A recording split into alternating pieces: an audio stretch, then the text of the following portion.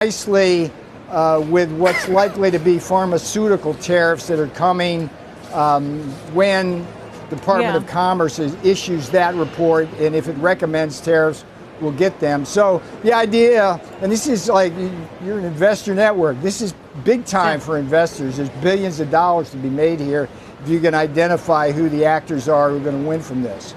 I guess, so you mentioned the tariffs coming. First of all, do we know when? And second of all, doesn't that make that harder for the U.S. to secure and for the drug companies to produce? Because they can't just flip a switch and manufacture in the U.S. overnight.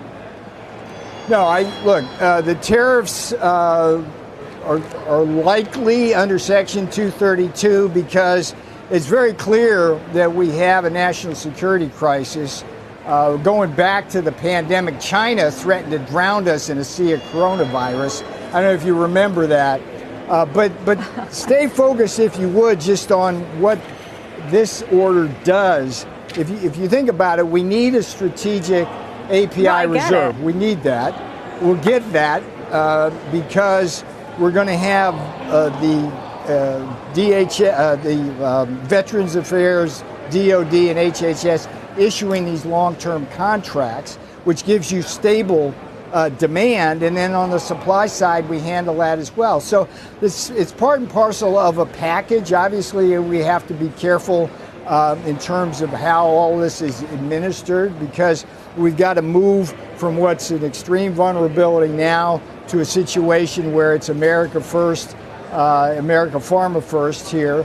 But that's what President Trump does, and this is a very, very important second step in the Trump plan to move us towards pharma independence. So apparently Trump's big plan for pharma independence boils down to tariffs that make medicine more expensive and investors richer. But don't worry, if you can identify the winners, you too can cash in. Because nothing says national security like turning drug shortages into a Wall Street jackpot. And of course, we get the classic China scare line, they threatened to drown us in a sea of coronavirus, which sounds less like policy analysis and more like the plot of a bad political thriller. Meanwhile, the fact remains, you can't just build a domestic pharmaceutical industry overnight. Until then, the costs go up, the supply stays tight, and patients get the short end of the pill bottle. This isn't America first, it's investors first. The only independence being secured here is the independence of pharmaceutical executives from ever having to worry about their yacht payments.